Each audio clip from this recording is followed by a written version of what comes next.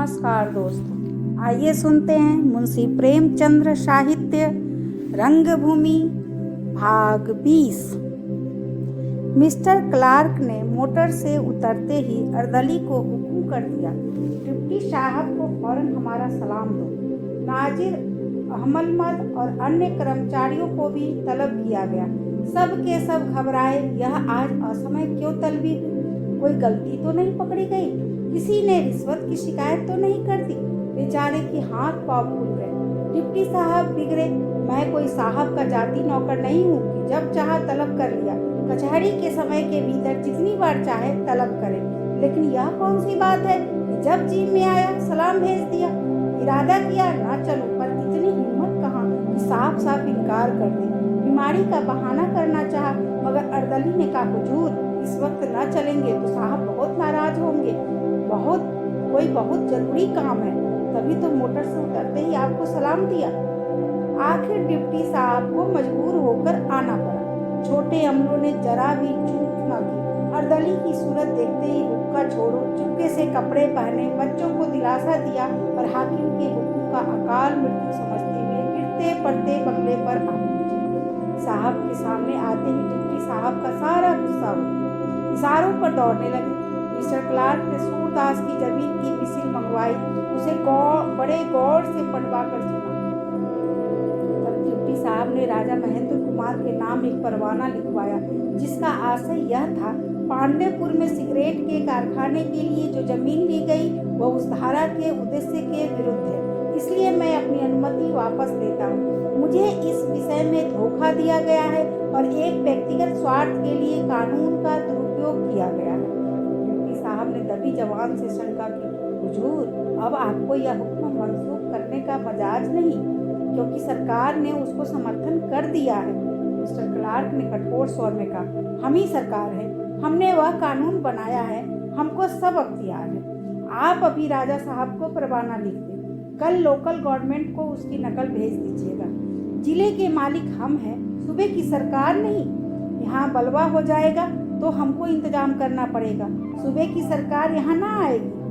हमने थर्रा उठे, डिप्टी साहब को कोसने लगे, यह क्यों बीच में बोलते हैं? अंग्रेज है, कहीं गुस्से में आकर मार बैठे तो इसका क्या ठिकाना? जिले का बादशाह है, जो चाहे करे, अपने से क्या मतलब? डिप्टी साहब की छाती भी धड़कने लगी, फिर जुबान न खुली। परवाना तैयार हो गया, साहब ने उस पर हस्ताक्षर किया। उसी वक्त एक अर्दली राजा साहब के पास परवाना लेकर पहुंचा।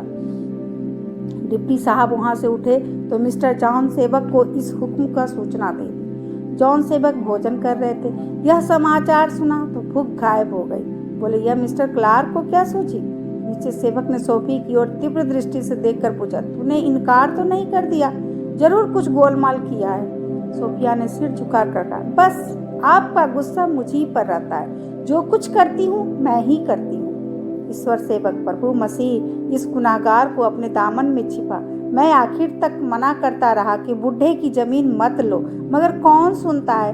दिल में कहते होंगे यह तो सठिया गया है, पर यहाँ दुनिया देखे हैं, राजा डर के क्लार्क के पास आया होगा।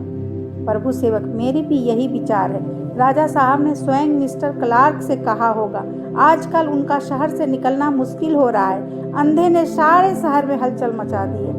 जॉन सेवक, मैं तो सोच रहा था कल शांति रक्षा के लिए पुलिस के जवान मांगूंगा। इधर यह गुल खिला, कुछ बुद्धि काम नहीं करती कि क्या बात हो गई। प्रभु सेवक, मैं तो समझता हूँ हमारे लिए इस जमीन को छोड़ देना ही बेहतर होगा।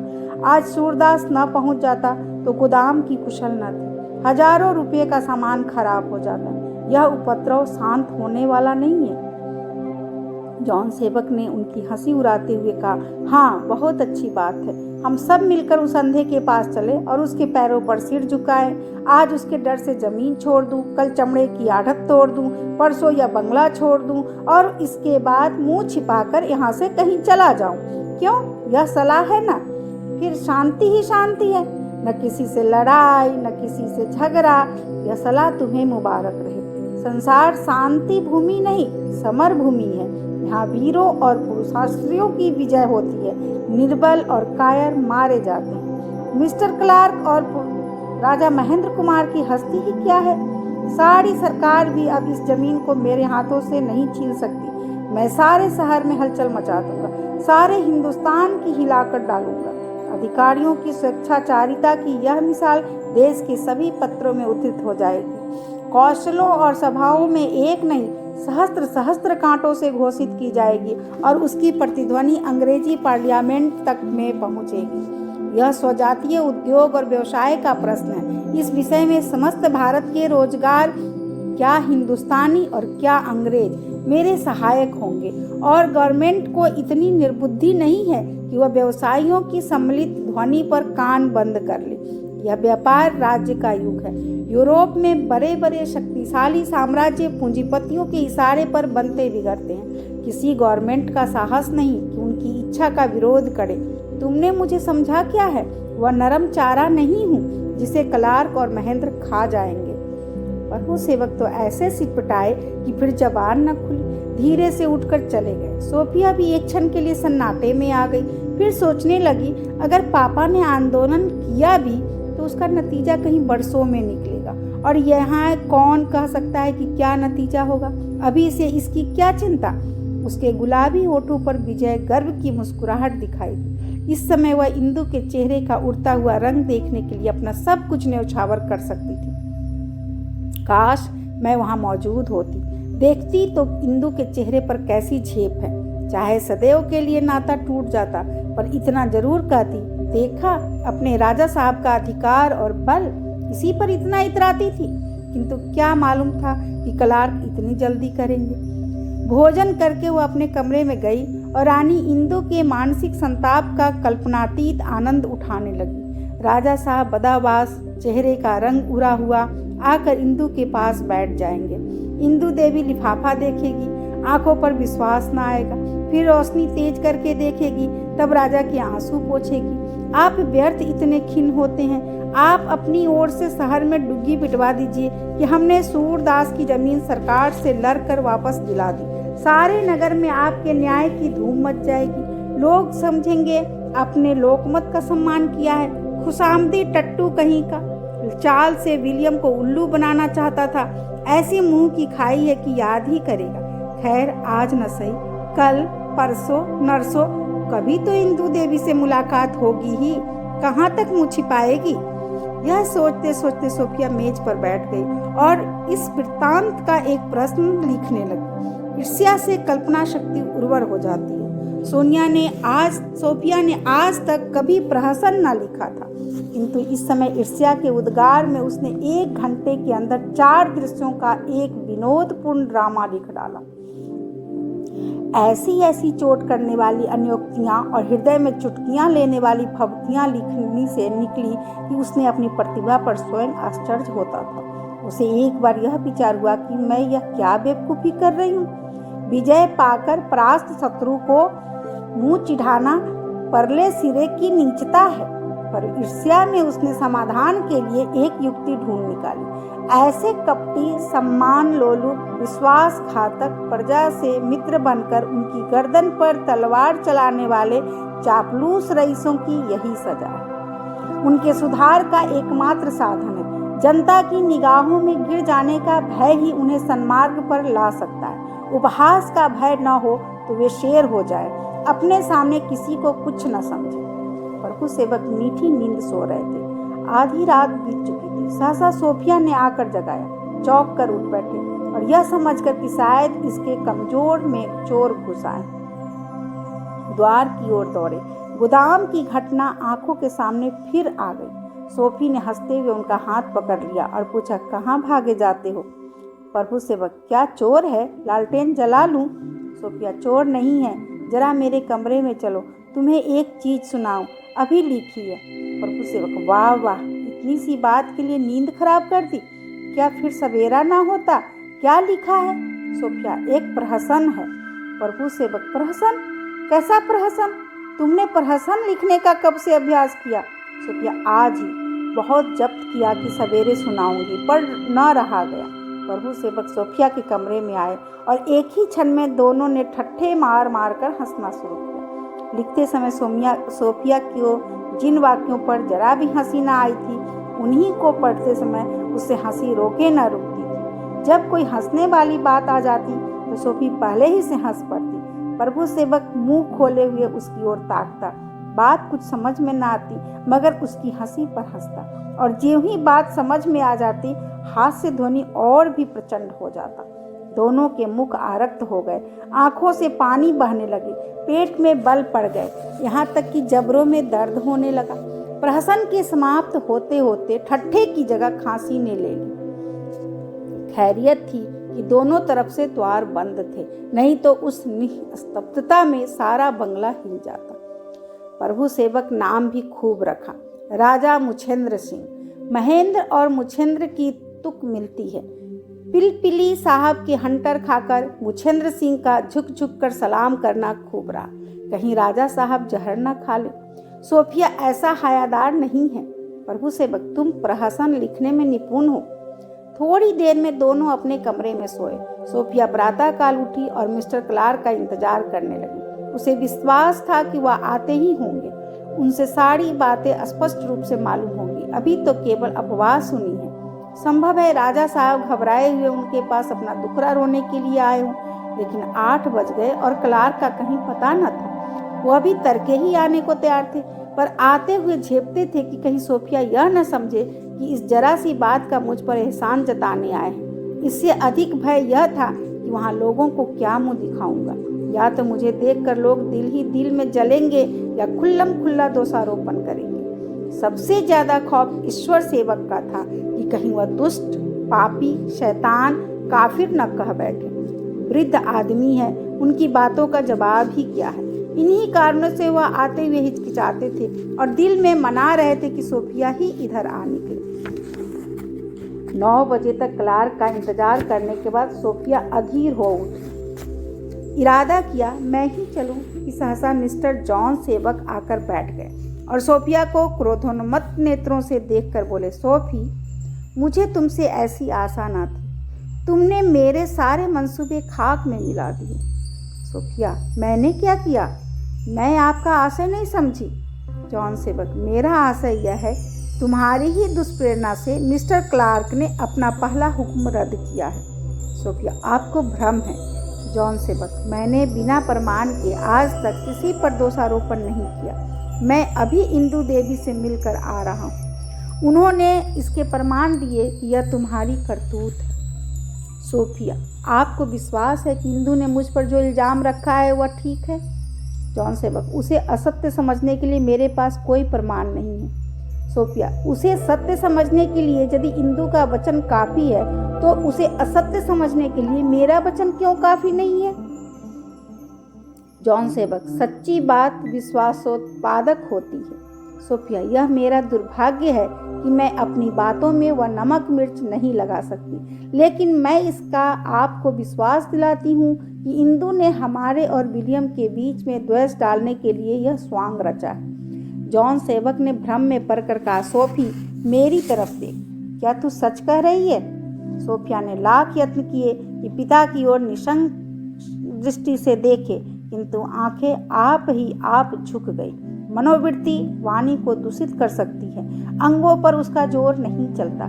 जीवा चाहे निशब्द हो जाए पर आंखें बोलने लगती है। मिस्टर जॉन सेवक ने उसकी लज्जा पीड़ित आंखें देखी और क्षुब्ध होकर बोले, आखिर तुमने क्या समझकर ये कांटे बोए? सोफिया, आप मेरे ऊपर घोर अन्याय कर रहे हैं। आपको विलियम ही से इसका स्पष्टीकरण कराना चाहिए।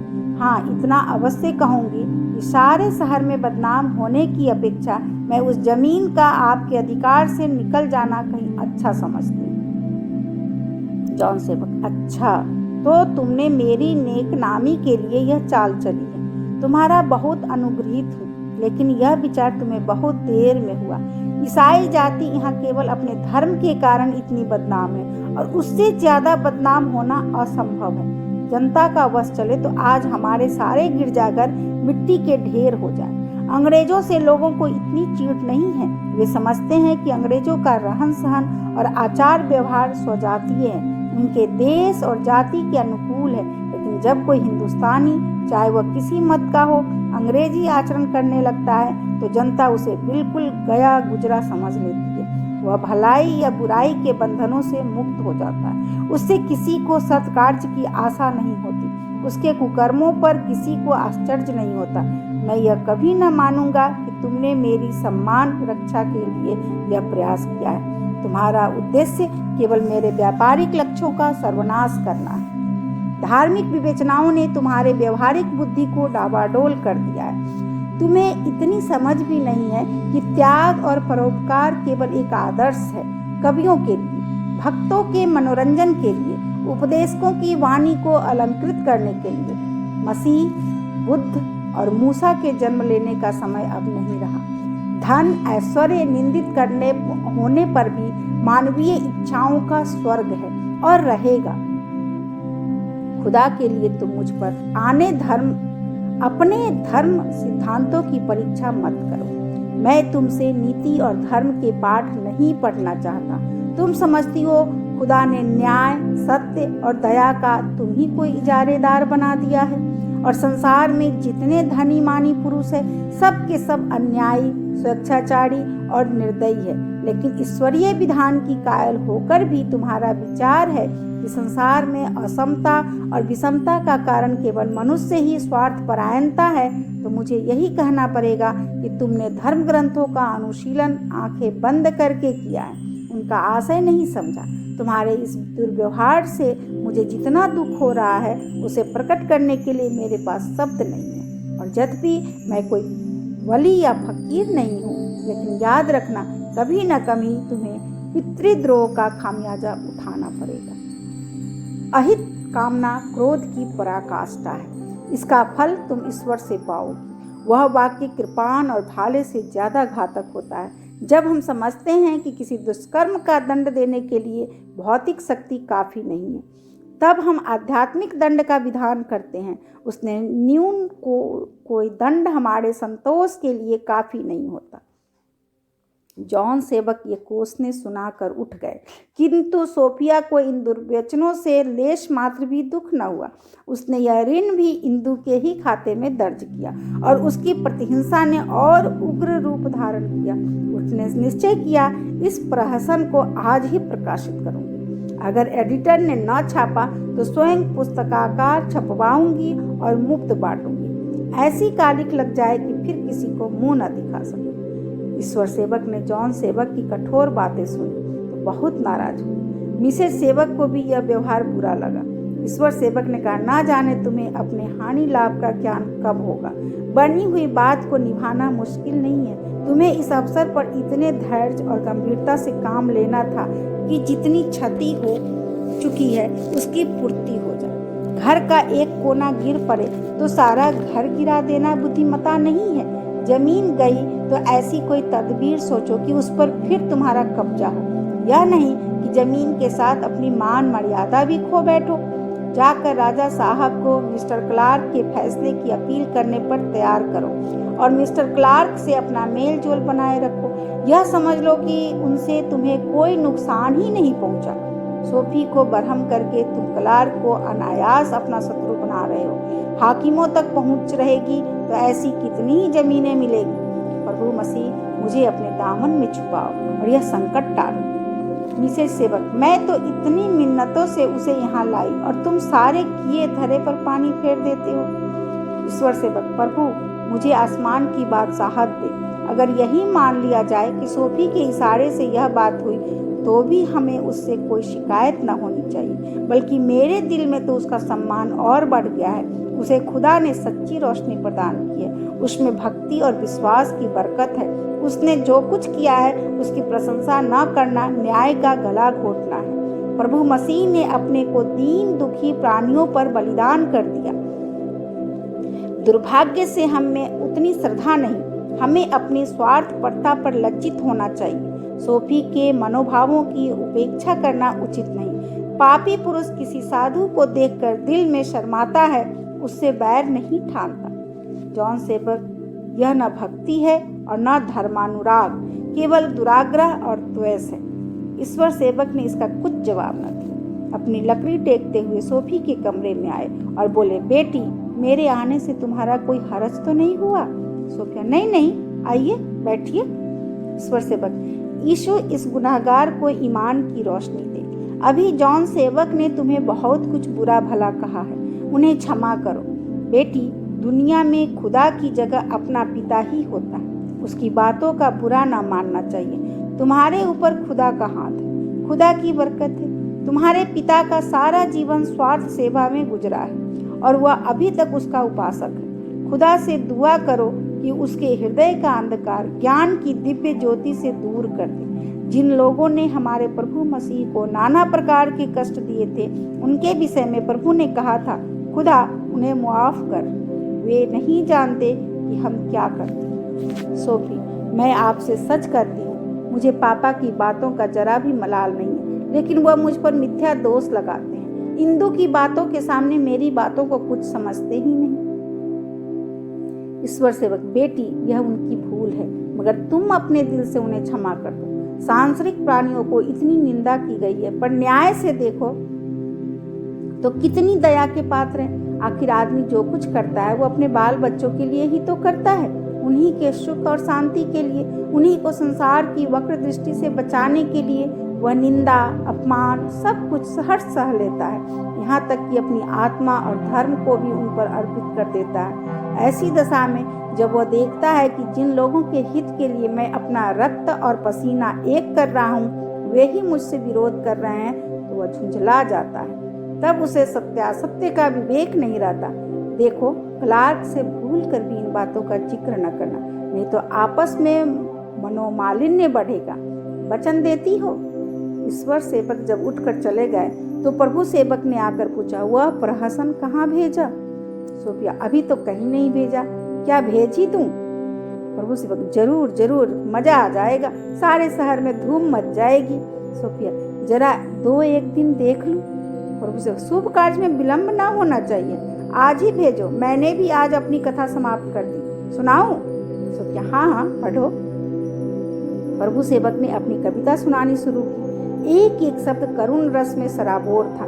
कथा इतनी दर्दनाक थी कि सोफी की आंखों से आंसू की झड़ी लग गई। प्रभु सेवक भी रो रहे थे। क्षमा और प्रेम के भाव एक एक शब्द से उसी भांति टपक रहे थे जैसे आंखों से आंसू की बूंदें। कविता समाप्त हो गई तो सोफी ने कहा, मैंने कभी अनुमान भी न किया था कि तुम इस रस का आस्वादन इतनी कुशलता से करा सकते हो।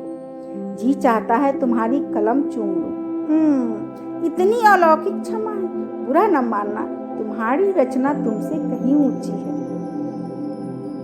ऐसे पवित्र, कोमल और ओजस्वी भाव तुम्हारी कलम से कैसे निकल आते हैं? प्रभु सेवक, उसी तरह जैसे इतने हास्यास्पद और गर्भनाशक भाव तुम्हारी कलम से निकले। तुम्हारी रचना तुमसे कहीं नीची है।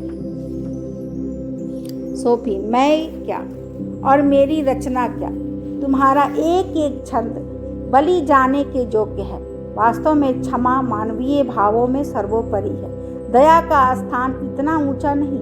दया वह दाना है जो पोली धरती पर उगता है। इसके प्रतिकूल क्षमा वह दाना है जो कांटों में उगता है। दया वह धारा है जो समतल भूमि पर बहती है। क्षमा कंकरों और चट्टानों में बहने वाली धारा है। दया का मार्ग सीधा और सरल है, क्षमा का मार्ग टेढ़ा और कठिन है। तुम्हारा एक एक शब्द हृदय में चुभ जाता है। आश्चर्य है, तुम में क्षमा का लेश भी नहीं। प्रभु सेवक, सोफी, भावों के सामने आचरण का कोई महत्व नहीं है।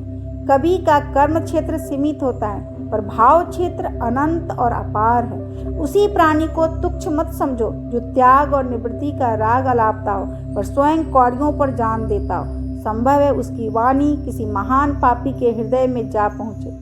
सोफी, जिसके वचन और कर्म में इतना अंतर हो, उसे किसी और ही नाम से पुकारना चाहिए। प्रभु सेवक, नहीं सोफी, यह बात नहीं है। कवि के भाव बतलाते हैं कि यदि उसे अवसर मिलता तो वह क्या कुछ हो सकता था। अगर वह अपने भावों की उच्चता को न प्राप्त कर सका तो इसका कारण केवल यह है कि परिस्थिति उसके अनुकूल न थी। भोजन का समय आ गया। इसके बाद सोफी ने ईश्वर सेवक को बाइबिल सुनाना शुरू किया। आज की भांति विनीत और शिष्ट वह कभी न हुई थी। ईश्वर सेवक की ज्ञान पिपासा उसकी चेतना को दबा बैठी थी। निद्रा अवस्था ही उनकी आंतरिक जागृति थी। कुर्सी पर लेटे हुए वह खर्राटे ले लेकर देव ग्रंथ को श्रवण करते थे। पर आश्चर्य यह था कि पढ़ने वाले उन्हें निद्रा मग्न समझकर ज्यों ही चुप हो जाता वह तुरंत बोल उठते, हाँ हाँ पढ़ो, चुप क्यों हो, मैं सुन रहा हूँ। सोफी को बाइबिल का पाठ करते करते संध्या हो गई तो उसका गला छूटा। ईश्वर सेवक बाग में टहलने चले गए और प्रभु सेवक को सोफी से गपशप करने का मौका मिला। सोफी, बड़े पापा एक बार पकड़ पाते हैं तो फिर गला नहीं छोड़ते। प्रभु सेवक, मुझसे बाइबिल पढ़ने को नहीं कहते, मुझसे तो क्षण भर भी वहाँ न बैठा जाए, तुम न जाने कैसे बैठी पढ़ती रहती हो। सोफी, क्या करूँ, उन पर दया आती है। प्रभु सेवक, बना हुआ है, मतलब की बात पर कभी नहीं चुकता, यह सारी भक्ति केवल दिखाने की है। सोफी, यह तुम्हारा अन्याय है, उनमें और चाहे कोई गुण न हो पर प्रभु मसीह पर उनका दृढ़ विश्वास है। चलो कहीं सैर करने चलते हो। प्रभु सेवक, कहाँ चलोगी? चलो यहीं हौज के किनारे बैठकर कुछ काव्य चर्चा करें, मुझे तो इससे ज्यादा आनंद और किसी बात में नहीं मिलता। सोफी, चलो पांडेपुर की तरफ चलें, कहीं सूरदास मिल गया तो उसे यह खबर सुनाएंगे। प्रभु सेवक, खुला न समाएगा, उछल पड़ेगा। सोफी, जरा सह पा जाए तो इस राजा को शहर से भगाकर ही छोड़े। दोनों ने सड़क पर आकर एक तांगा किराए पर किया और पांडेपुर चले। सूर्यास्त हो चुका था। कचहरी के अमले बगल में बस्ते दबाए भीरुता और स्वार्थ की मूर्ति बने चले आते थे। बंगलों में टेनिस हो रहा था। शहर के सौदे दीन दुनिया से बेखबर पान वालों की दुकान पर जमा थे। बनियों की दुकानों पर मजदूरों की स्त्रियां भोजन की सामग्रियां ले रही थी। तांगा बरना नदी के पुल पर पहुंचा तो अकस्मात आदमियों की एक भीड़ दिखाई दी। सूरदास खंजरी बजाकर गा रहा था। सोफी ने तांगा रोक दिया और तांगे वाले से कहा, जाकर उस अंधे को बुला ला। एक क्षण में सूरदास लाठी टेकता हुआ आया और सिर झुकाकर खड़ा हो गया। सोफी, मुझे पहचानते हो सूरदास? सूरदास, हाँ, भला हुजूर ही को ना पहचानूंगा। सोफी, तुमने तो कल हम लोगों को सारे शहर में खूब बदनाम किया। सूरदास, फरियाद करने के सिवा मेरे पास और कौन बल था। सोफी, फरियाद का क्या नतीजा निकला? सूरदास, मेरी मनोकामना पूरी हो गई, हाकिमों ने मेरी जमीन मुझे दे दी। ऐसा तो हो ही नहीं सकता कि कोई काम तन मन से किया जाए और उसका कुछ फल ना निकले। तपस्या से तो भगवान मिल जाते हैं। बड़े साहब के अर्दली ने कल रात ही को मुझे यह हाल सुनाया। आज 5 ब्राह्मणों को भोजन कराना है, कल घर चला जाऊंगा। प्रभु सेवक, मिस साहब ही ने बड़े साहब से कह सुनकर तुम्हारी जमीन दिलवाई है। इनके पिता और राजा साहब दोनों ही इनसे नाराज हो गए हैं। इनकी तुम्हारे ऊपर बड़ी दया है। सोफी, प्रभु तुम बड़े पेट के हल्के हो, यह कहने से क्या फायदा कि मिस साहब ने जमीन दिलवाई है। यह तो कोई बहुत बड़ा काम नहीं है। सूरदास, साहब यह तो मैं उसी दिन जान गया था जब मिस साहब से पहले बातें हुई थी। मुझे उसी दिन मालूम हो गया कि इनके चित्त में दया और धर्म है, इसका फल भगवान इनको देंगे। सोफी, सूरदास यह मेरी सिफारिश का फल नहीं, तुम्हारी तपस्या का फल है। राजा साहब को तुमने खूब छकाया, अब थोड़ी सी कसर और है। ऐसा बदनाम कर दो कि शहर में किसी को मुंह न दिखा सके। इस्तीफा देकर अपने इलाके की राह ले। सूरदास, नहीं मिस साहब, यह खिलाड़ियों की नीति नहीं है। खिलाड़ी जीत कर हारने वाले खिलाड़ी की हंसी नहीं उड़ाता, उससे गले मिलता है और हाथ जोड़कर कहता है, भैया अगर हमने खेल में तुमसे कोई अनुचित बात नहीं कही हो या कोई अनुचित व्यवहार किया हो तो हमें माफ़ करना। इस तरह दोनों खिलाड़ी हंसकर अलग होते हैं।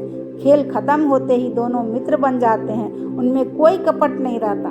मैं आज राजा साहब के पास गया था, उनके हाथ जोड़ आया, उन्होंने मुझे भोजन कराया। जब चलने लगा तो बोले, मेरा दिल तुम्हारी ओर से साफ है, कोई शंका मत करना। सोफिया, ऐसे दिल के साफ तो नहीं है, मौका पाकर अवश्य दगा करेंगे, मैं तुमसे कह देती हूँ। सूरदास, नहीं मिस साहब, ऐसा मत कहिए। किसी पर संदेह करने से अपना चित्त मलिन होता है। वह विद्वान है, धर्मात्मा है, कभी दगा नहीं कर सकते, और जो दगा ही करेंगे तो उन्हीं का धर्म जाएगा। मुझे क्या, मैं फिर इसी तरह फरियाद करता रहूँगा। जिस भगवान ने अब की बार सुना है वही भगवान फिर सुनेंगे। प्रभु से, और जो कोई मुआवला खड़ा करके कैद करा दिया तो? सूरदास हंसकर, इसका फल उन्हें भगवान से मिलेगा। मेरा धर्म तो यही है कि अब कोई मेरी चीज़ पर हाथ बढ़ाए तो उसका हाथ पकड़ लूँ, वह लड़े तो लड़ूँ और उस चीज़ के लिए प्राण तक दे दूँ। चीज़ मेरे हाथ आएगी इससे मुझे मतलब नहीं। मेरा काम तो लड़ना है, और वह भी धर्म की लड़ाई लड़ना। अगर राजा साहब दगा भी करे तो मैं उनसे दगा न करूँगा। सोफिया, लेकिन मैं तो राजा साहब को इतने सस्ते न छोड़ूंगी। सूरदास, मिस साहब, आप विद्वान होकर ऐसी बातें करती हैं, इसका मुझे अचरज है। आपके मुंह से ये बातें शोभा नहीं देती। नहीं, आप हंसी कर रही हैं। आपसे कभी ऐसा काम नहीं हो सकता। इतने में किसी ने पुकारा, सूरदास चलो, ब्राह्मण लोग आ गए हैं। सूरदास लाठी टेकता घाट की ओर चला। तांगा भी चला। प्रभु सेवक ने कहा, चलोगी मिस्टर क्लार्क की तरफ? सोफिया ने कहा, नहीं, घर चलो। रास्ते में कोई बातचीत नहीं हुई। सोफिया किसी विचार में मगन थी। दोनों आदमी सिगरा पहुंचे तो चिराग जल चुके थे। सोफी सीधे अपने कमरे में गई, मेज का ड्रॉर खोला, प्रहसन का हस्तलेख निकाला और टुकड़े टुकड़े कर जमीन पर फेंक दिया। अभी आप सुन रहे थे मुंशी प्रेमचंद्र साहित्य रंगभूमि भाग 20। धन्यवाद।